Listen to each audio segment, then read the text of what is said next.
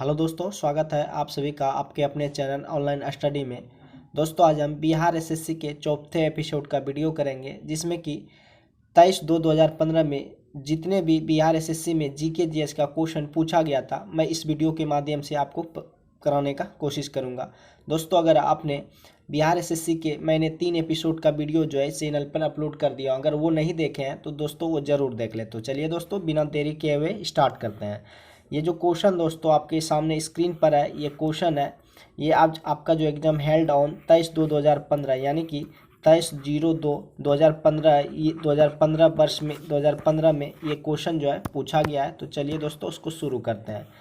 तो दोस्तों वीडियो में आपको अंत तक बने रहना है। तो चलिए दोस्तों शुरू करते हैं। सबसे पहला जो आपका क्वेश्चन है कि गैब्रियल गार्सिया मार्केज की जो मृत्यु हुई थी, आपका जो क्वेश्चन है कि गैब्रियल गार्सिया मार्केज की जो मृत्यु हुई थी 17/4/2014 को हुआ था, वे उस समय क्या थे। कि गैब्रियल गार्सिया मार्केज की मृत्यु जो 17/4/2014 को हुआ था, वे उस समय क्या थे। तो वे उस समय जो है नोबेल पुरस्कार साहित्यकार थे। वे उस समय क्या थे, नोबेल पुरस्कार साहित्यकार थे। तो आपका ऑप्शन नंबर बी जो है बिल्कुल करेक्ट है। अगले क्वेश्चन की ओर बढ़ते हैं। अगला जो क्वेश्चन है कि वर्ष 2014 विंबलडन महिला एकल खिताब किसने जीता था। कि वर्ष 2014 विंबलडन महिला एकल खिताब किसने जीता था। तो पेट्रा क्विटोवा ने जीता था। किसने जीता था, पेट्रा क्विटोवा ने जीता था। तो आपका ऑप्शन नंबर डी जो है बिल्कुल सही है। नेक्स्ट क्वेश्चन की ओर बढ़ते हैं। अगला जो क्वेश्चन आपके स्क्रीन पर है कि निम्नलिखित में कौन सा युग्म जो है ऑप्शन में दिया हुआ है जो सही नहीं है। निम्नलिखित में कौन सा युग्म सही नहीं है। तो आपका दक्षिण अफ्रीका जो है जोहान्सबर्ग से संबंधित नहीं है। दक्षिण अफ्रीका जो है जोहान्सबर्ग से संबंधित नहीं है, जबकि मिस्र जो है काहिरा है, सूडान का खार्तूम है, केनिया का नैरोबी है, लेकिन दक्षिण अफ्रीका का जो है जोहान्सबर्ग सम्मिलित नहीं है। तो आपका ऑप्शन नंबर डी जो है बिल्कुल सही है। अगले क्वेश्चन की ओर बढ़ते हैं। अगला जो क्वेश्चन है कि द गाइड उपन्यास के लेखक कौन है।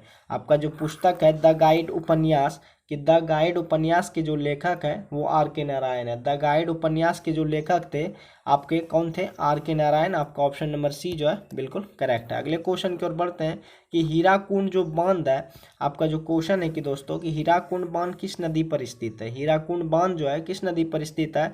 तो हीराकुंड बांध जो है वो आपका महानदी पर स्थित है। हीराकुंड बांध कहाँ पर स्थित है, आपका महानदी पर स्थित है। तो आपका ऑप्शन नंबर डी जो है बिल्कुल करेक्ट है। नेक्स्ट क्वेश्चन की ओर बढ़ते हैं। आप लोग कमेंट में आंसर दीजिएगा कि निम्नलिखित में किस फसल की खेती जो है भारत में सर्वाधिक होता है। निम्नलिखित में किस फसल की जो खेती होती है वो भारत में सर्वाधिक होती है। तो आप लोग आंसर इसका दीजिएगा, आप लोग कमेंट में आंसर जरूर दीजिएगा। तो भारत में धान की खेती जो है सबसे अधिक होती है। अगले क्वेश्चन की ओर बढ़ते हैं। अगला जो क्वेश्चन है कि दिनार जो है किस देश की मुद्रा। आपका क्वेश्चन है कि दिनार जो है किस देश की मुद्रा है। तो दिनार दोस्तों इराक की मुद्रा। इराक की मुद्रा क्या है, इराक की मुद्रा का जो नाम है वो क्या है, दिनार। इराक की मुद्रा का नाम क्या है, दिनार। तो आपका ऑप्शन नंबर सी जो है बिल्कुल करेक्ट है। नेक्स्ट क्वेश्चन की ओर बढ़ते हैं कि मालगुडी डेज के रचनाकार कौन है। आपका जो क्वेश्चन है कि मालगुडी डेज के जो रचनाकार है वो कौन है। तो मालगुडी डेज के रचनाकार भी आर के नारायण है। और अभी आपने हाल ही में पढ़ा कि दी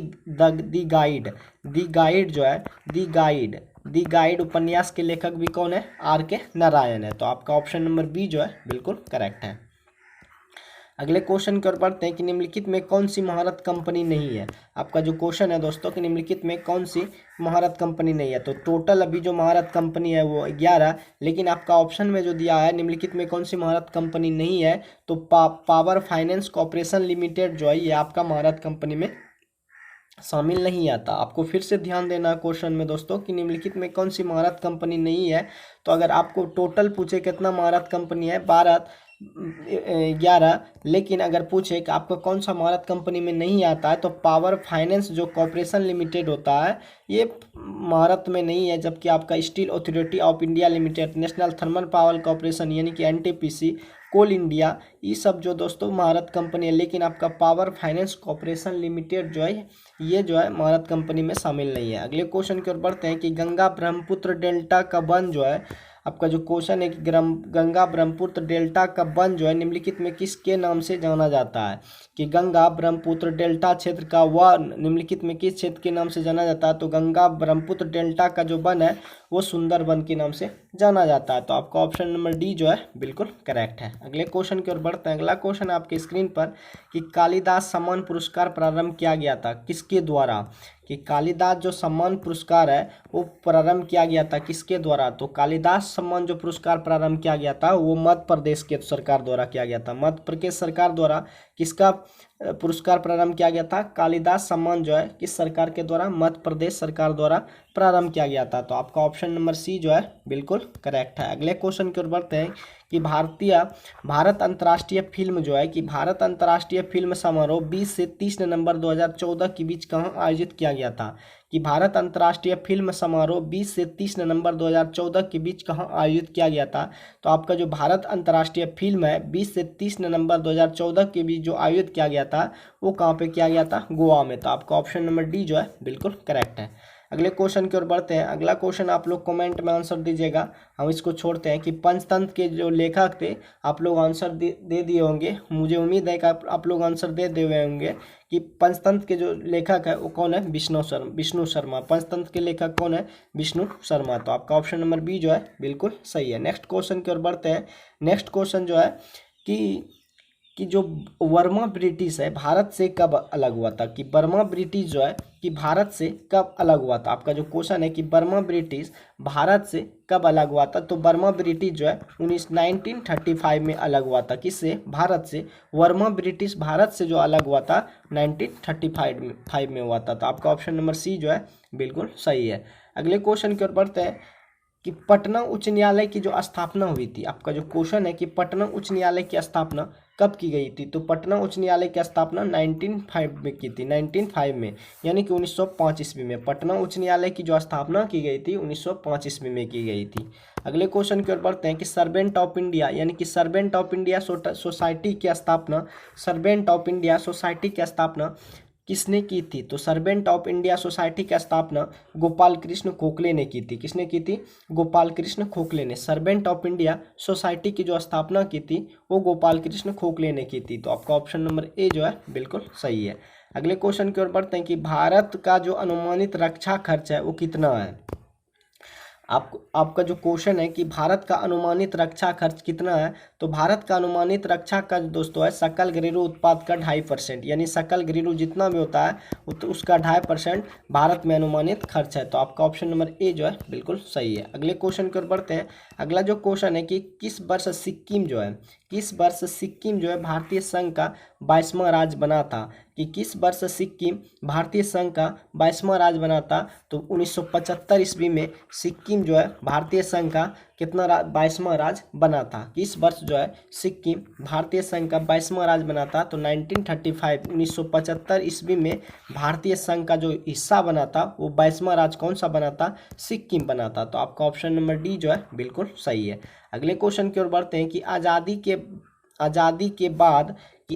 के बाद जो है भारत और नेपाल के बीच प्रथम शांति और मित्रता संधि किस वर्ष काठमांडू में यानी कि नेपाल की जो राजधानी काठमांडू में हस्तांतरित की गई थी वो कब की गई थी, कि आज़ादी के बाद नेपाल और भारत के बीच प्रथम शांति और मित्रता संधि किस वर्ष काठमांडू में हस्ताक्षरित की गई थी, तो 1945 में जब संविधान लागू किया गया था उसी समय भारत और चीन के बीच मित्रता की दोस्ती बढ़ाने के लिए जो काठमांडू में हस्ताक्षरित की गई थी वो कौन सा ईस्वी पूछ रहा था, तो आपका 1950 में यानी कि 1950 ईस्वी में।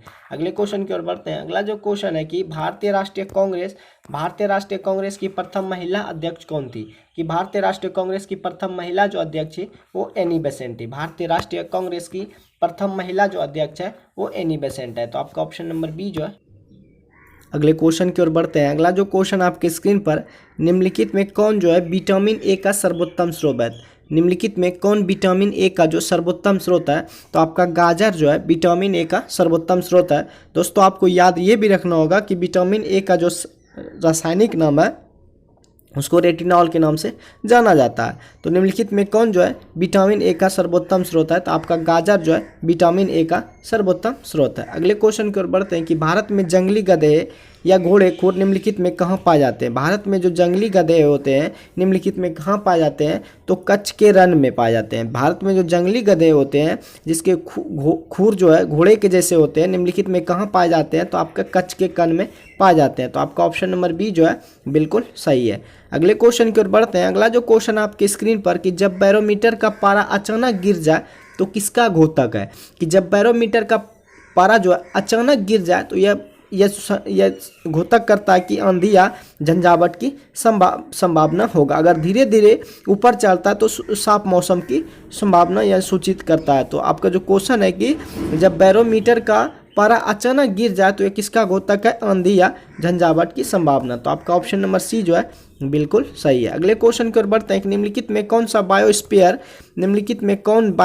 रिजर्व या सुरक्षित जीवमंडल नहीं है? निम्नलिखित में कौन जो है बायोस्फीयर रिजर्व या सुरक्षित जीवमंडल नहीं है?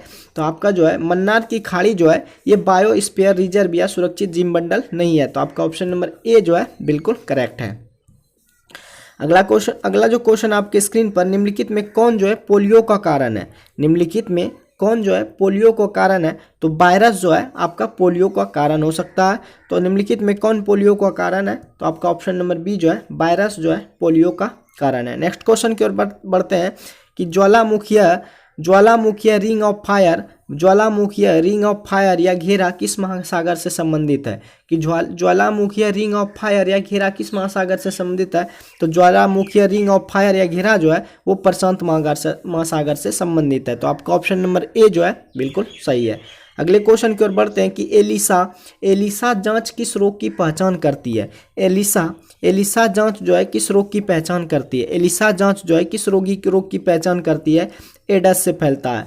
AIDS एड्स से कौन सा बीमारी फैलता है? यानी कि एड्स का जो पता लगाते हैं वो एलिसा जांच से पता लगाते हैं। तो आपका ऑप्शन नंबर डी जो है बिल्कुल करेक्ट है।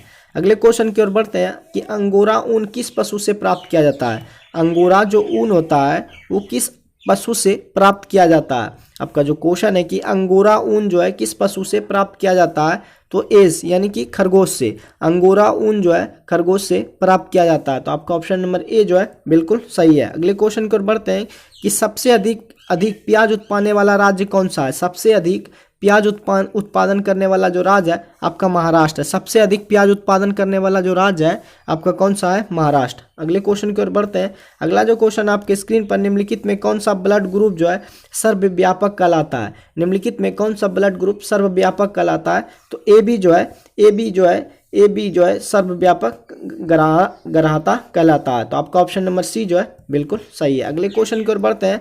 अगला क्वेश्चन आपके स्क्रीन पर निम्नलिखित में कौन सा खाद्य स्रोत लोहे का सर्वोत्तम स्रोत है? निम्नलिखित में कौन सा खाद्य स्रोत जो है लोहे का सर्वोत्तम स्रोत है? तो आपका जो सेब है, सेब में आयरन की कमी सबसे ज़्यादा होता है। सेब में आयरन की मात्रा जो होती है वो सबसे ज़्यादा होता है, इसीलिए खाद्य स्रोत लोहे का जो सर्वोत्तम स्रोत है वो सेब है। तो आपका ऑप्शन नंबर ए जो है बिल्कुल सही है। अगले क्वेश्चन की ओर बढ़ते हैं कि एक लोहे की गेंद जो है पारद या मरकरी से भरी बाल्टी में गिराई जाती है। एक लोहे की गेंद या मरकरी से भरी बाल्टी में गिराई जाती है। एक लोहे की गेंद जो है मरकरी से भरी बाल्टी में गिराई जाती है तो यह पारे की सतह पर क्या करेगी? तैरेगी। एक लोहे की गेंद जो है मरकरी से भरी बाल्टी में गिराई जाएगी तो यह पारे की सतह पर क्या करेगी? तैरने लगेगी। तो आपका ऑप्शन नंबर बी जो है बिल्कुल सही है। अगले क्वेश्चन की ओर बढ़ते हैं। 20 हर्ट्ज से 20,000 हर्ट्ज की आवृत्ति वाली ध्वनि निम्नलिखित में क्या है? 20 हर्ट्ज से 20,000 हर्ट्ज की आवृत्ति ध्वनि निम्नलिखित में क्या है? तो श्रव्य ऑडिबल ध्वनि। श्रव्य ऑडिबल ध्वनि की जो प्राश्रव्य होती है वो 20 हर्ट्ज से 20,000 हर्ट्ज की आवृत्ति को श्रव्य ऑडिबल ध्वनि के नाम से जाना जाता है। तो आपका ऑप्शन नंबर डी जो है बिल्कुल सही है। अगले क्वेश्चन की ओर बढ़ते हैं कि तीन तत्व जिसका रासायनिक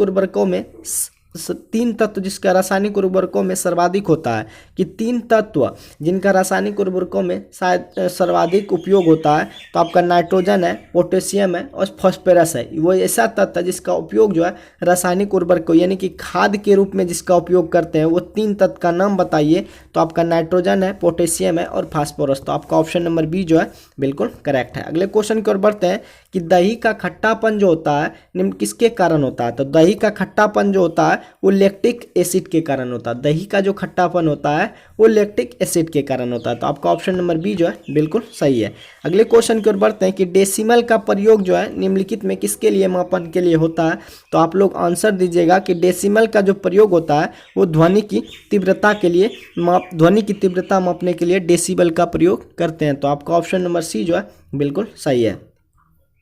अगले क्वेश्चन की ओर बढ़ते हैं कि वायुमंडल में ट्रोपोस्फियर के ऊपर कौन सी परत पाई जाती है। वायुमंडल में ट्रोपोस्फियर के ऊपर कौन सी परत पाई जाती है कि वायुमंडल में टोपोस्फियर के ऊपर जो है स्ट्रेटोस्फियर पाई जाती है। वायुमंडल में टोपोस्फियर के ऊपर कौन सी परत पाई जाती है, स्ट्रेटोस्फियर पाई जाती है। तो आपका ऑप्शन नंबर ए जो है बिल्कुल करेक्ट है। नेक्स्ट क्वेश्चन की ओर बढ़ते हैं, कैल्शियम की आवश्यकता निम्नलिखित में कैल्शियम की आवश्यकता जो है निम्नलिखित में किससे निर्मित है, यानी कि कैल्शियम की जो आवश्यकता है निम्नलिखित में किससे निमित है। तो कैल्शियम की आवश्यकता में हड्डियों का विकास होता है। कैल्शियम की आवश्यकता जो है हड्डियों का विकास से संबंधित है। तो आपका ऑप्शन नंबर सी जो है बिल्कुल सही है। अगले क्वेश्चन की ओर बढ़ते हैं कि निम्नलिखित में कौन सा विटामिन जो है जल में घुलनशील है। तो निम्नलिखित में कौन सा विटामिन जो है जल में घुलनशील है। तो आपका विटामिन सी जो है जल में घुलनशील है। और विटामिन सी का जो रासायनिक नाम होता है एस्कॉर्बिक एसिड होता है। क्या होता है, एस्कॉर्बिक एसिड होता है। एस्कॉर्बिक एसिड विटामिन सी का रासायनिक नाम होता है। तो निम्नलिखित में कौन सा विटामिन जो है जल में घुलनशील है। तो आपका विटामिन सी जो है वो क्या है, जल में घुलनशील है। नेक्स्ट क्वेश्चन की ओर बढ़ते हैं कि बिहार पंचायती राज अधिनियम 2006 बिहार पंचायती राज अधिनियम 2006 में 2 ग्राम सभा की बैठकों के बीच अधिकतम कितनी अवधि निर्धारित है। कि बिहार पंचायती राज अधिनियम 2006 में 2 ग्राम सभा की बैठकों के बीच जो अधिकतम अवधि होती है वो कितनी होती है, तो 3 महीने होती है। बिहार पंचायती राज अधिनियम में 2006 में जो ग्राम सभा की बैठकों के बीच अधिकतम अवधि निर्धारित है वो 3 महीने की अवधि निर्धारित है। अगले क्वेश्चन की ओर बढ़ते हैं कि कॉलम एक्स को कॉलम वाई के साथ मिलान कीजिए। तो आपका कृष्णा जो है महाबलेश्वरम मंदिर के स्थित है। गोदावरी जो आपका गोदावरी नासिक के पास। ब्रह्मपुत्र जो है आपका सांगपो के नर्मदा जो है अमरकंटक नदी के किनारे स्थित है। तो आपका जो कृष्णा है महाबालेश्वर नदी के किनारे स्थित है। गोदावरी नासिक के और ब्रह्मपुत्र जो है सांगपो और नर्मदा जो है अमरकंटक के किनारे स्थित है। अगले क्वेश्चन की ओर बढ़ते हैं। अगला क्वेश्चन आपके स्क्रीन पर कि अपील की सुनवाई में ग्राम कचहरी में न्यूनतम पंचों की गणमूर्ति नियमित क्या होनी चाहिए। कि अपील की सुनवाई में ग्राम कचहरी में न्यूनतम पंचों की जो गणपूर्ति की नियमित क्या होनी चाहिए। तो अपील की सुनवाई में ग्राम कचहरी में जो न्यूनतम पंचों की गणमूर्ति नियमित कितना होना चाहिए, तो आपका 7 होना चाहिए। न्यूनतम पंचों की जो संख्या होना चाहिए वो 7 होना चाहिए। तो आपका ऑप्शन नंबर बी जो है बिल्कुल सही है। अगले क्वेश्चन की ओर बढ़ते हैं कि ग्राम सभा का एक या एक से अधिक संख्या में समिति का गठन कर सकती है। इस समिति का गठन किनसे किया जा सकता है। कि ग्राम सभा एक या अधिक संख्या में निगरानी समिति का गठन कर सकती है। इस समिति का गठन जो है किनसे किया जाता है। तो ऐसे व्यक्तियों को जो ग्राम पंचायत के सदस्य ना हो, ऐसे व्यक्ति जो क्या हो, ग्राम पंचायत के सदस्य ना हो, वही इस समिति का क्या कर सकता है, गठन कर सकता है। तो आपका ऑप्शन नंबर डी जो है बिल्कुल सही है। अगले क्वेश्चन की ओर बढ़ते हैं। अगला जो क्वेश्चन है कि ग्राम पंचायत के चुने हुए सदस्य उप मुखिया का चुनाव करते हैं। ग्राम पंचायत का जो चुने हुए सदस्य होते हैं उप मुखिया का चुनाव करते हैं। उप मुखिया के निर्वाचन के संदर्भ में निम्नलिखित में कौन सा व्यक्तिगत सही नहीं है। तो उप मुखिया के चुनाव में मुखिया मतदाता होगा। तो ये ऑप्शन में आपका ऑप्शन नंबर ए जो है उप मुखिया के चुनाव में मुखिया जो है मतदाता नहीं होगा आपका, जबकि क्वेश्चन में दिया है उप मुखिया के चुनाव में मुखिया मतदाता होगा। यही आपका ऑप्शन नंबर फर्स्ट जो है बिल्कुल गलती। अगले क्वेश्चन की ओर बढ़ते हैं कि मुखिया स्वहस्ताक्षरित देकर आवेदन देकर अपने पद का परित्याग कर सकता है। बिहार पंचायती राज अधिनियम 2006 के अंतर्गत उसे अपना आवेदन किसे प्रेषित करना चाहिए। कि कह रहा है कि मुखिया स्वहस्ताक्षरित आवेदन देकर अपने पद का परित्याग कर सकता है। बिहार पंचायती राज अधिनियम 2006 के अंतर्गत उसे अपना आवेदन किसे प्रेषित करना होगा। तो जिला पंचायती राज पदाधिकारी को वो अपना त्यागपत्र दे सकता है। तो आपका ऑप्शन नंबर ए डी जो है बिल्कुल करेक्ट है। अगले क्वेश्चन की ओर बढ़ते हैं कि भारतीय संविधान का कौन सा जो प्रावधान है, भारतीय संविधान का कौन सा प्रावधान दल बदल निरोध से संबंधित रखता है। तो भारतीय संविधान का जो 10वीं अनुसूची में दल बदल अधिनियम का संबंध है। भारतीय संविधान के 10वीं अनुसूची में क्या है, दल बदल निरोध से संबंध रखता है। तो आपका ऑप्शन नंबर बी जो है बिल्कुल सही है। अगले क्वेश्चन की ओर बढ़ते हैं।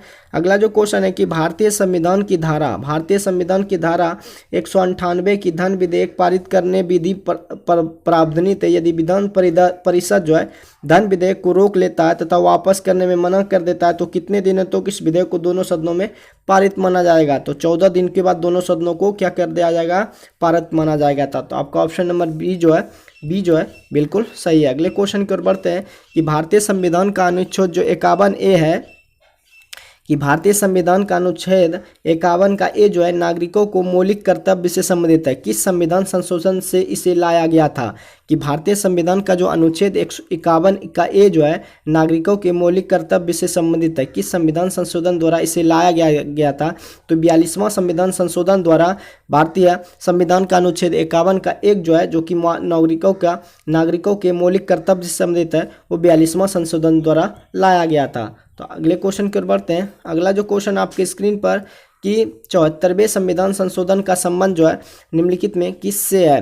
74वें संविधान संशोधन का जो संबंध है निम्नलिखित में किस संस्था से है। कि 74वें संविधान संशोधन का जो संबंध है निम्नलिखित में किस संस्था से है। तो आपका 74वें संविधान संशोधन का जो संबंध है वो नगर पालिका से है। आपका ऑप्शन नंबर बी जो है बिल्कुल सही है। अगले क्वेश्चन की ओर बढ़ते हैं कि हाल ही में आंध्र प्रदेश से अलग होकर एक नए राज्य तेलंगाना का गठन हुआ था।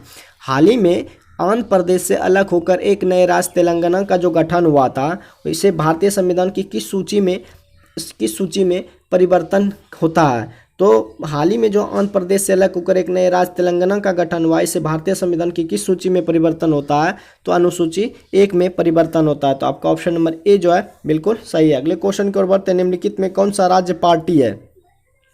निम्नलिखित में कौन सा राज्य जो है एक पार्टी है। निम्नलिखित में कौन सा राज्य पार्टी है। तो आपका बहुजन समाज पार्टी जो है ये एक राज्य पार्टी है। बहुजन समाज पार्टी जो है आपका एक राज्य पार्टी है। तो आपका ऑप्शन नंबर डी जो है बिल्कुल सही है। अगले क्वेश्चन की ओर बढ़ते हैं कि प्रथम लोकसभा के जो स्पीकर थे वो कौन थे। कि प्रथम लोकसभा के जो स्पीकर थे वो जीवी मावलंकर थे। कौन थे, जीवी मावलंकर। प्रथम लोकसभा के स्पीकर जो थे वो जीवी मावलंकर थे। तो आपका ऑप्शन नंबर ए जो है बिल्कुल करेक्ट है। नेक्स्ट क्वेश्चन की ओर बढ़ते हैं कि निम्नलिखित में किस राज्य में विधानमंडल का जो ऊपरी सदन है, विधानमंडल का ऊपरी सदन या विधान परिषद नहीं है।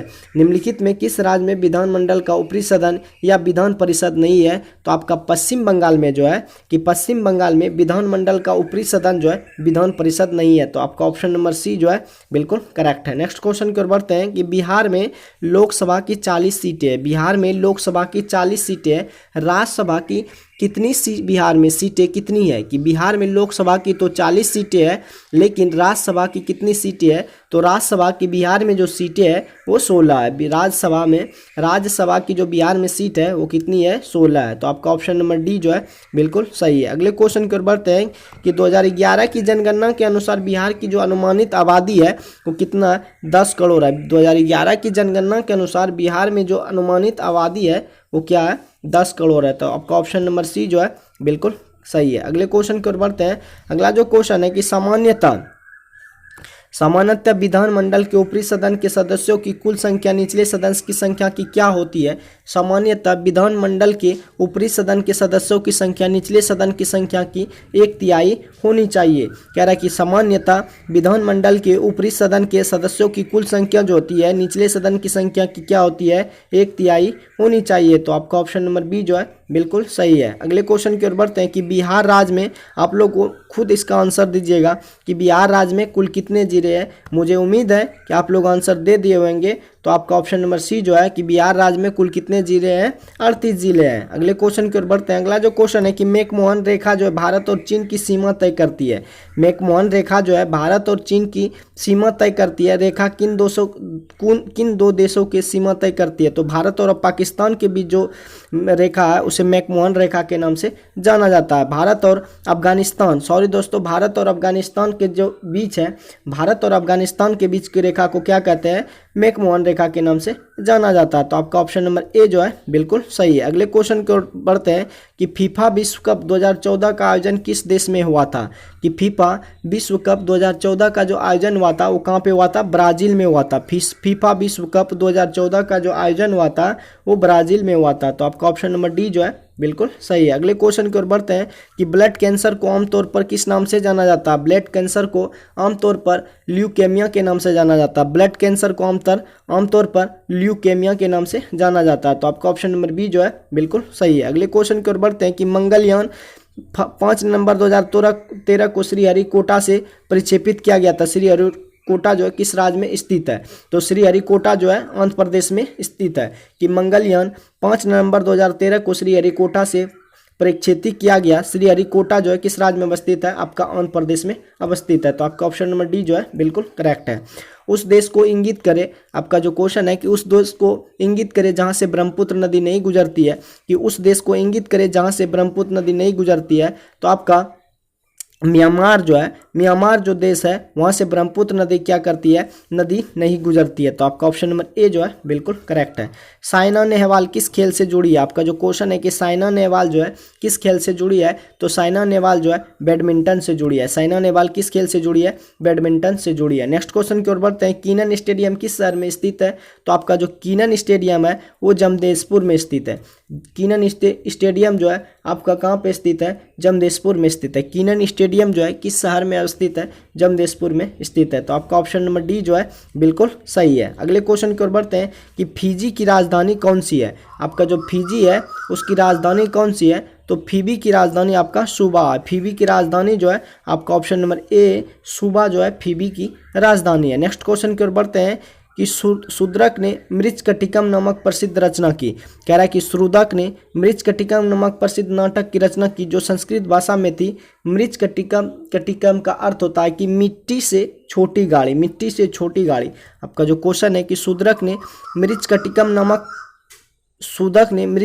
नामक प्रसिद्ध नाटक की रचना की जो संस्कृत भाषा में थी। मृच्छकटिकम का अर्थ होता है कि मिट्टी की छोटी गाड़ी। तो आपका ऑप्शन नंबर बी जो है बिल्कुल करेक्ट है। नेक्स्ट क्वेश्चन की ओर बढ़ते हैं कि कुचिपुड़ी जो है किस प्रदेश का लोक नृत्य है। कुचिपुड़ी जो है किस प्रदेश का लोक नृत्य है। तो कुचिपुड़ी जो आपका आंध्र प्रदेश का क्या है, लोक नृत्य है। कुचिपुड़ी जो है किस प्रदेश का लोक नृत्य है, आंध्र प्रदेश का लोक नृत्य है। तो अगले क्वेश्चन की ओर बढ़ते हैं। निम्नलिखित पुस्तक में कौन सी पुस्तक जो है मुंशी प्रेमचंद द्वारा लिखित नहीं है।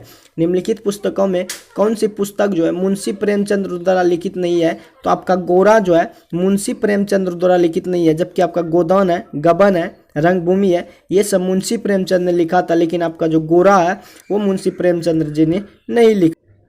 अगला जो क्वेश्चन है कि वर्ष 2014 के लिए भारत रत्न पुरस्कार निम्नलिखित में किन्हें मिला था। कि वर्ष 2014 के लिए भारत रत्न पुरस्कार जो है एस.आर. तेंदुलकर और प्रो C.N.R. राव को मिला था। एस.आर. तेंदुलकर और प्रो C.N. राव को मिला था। तो आपका ऑप्शन नंबर सी जो है बिल्कुल करेक्ट है। अगले क्वेश्चन की ओर बढ़ते हैं। अगला जो क्वेश्चन है कि Bhopal a fair for rain एक फिल्म है जो हाल ही में प्रदर्शित हुई है और औद्योगिक दुर्घटना पर आधारित है।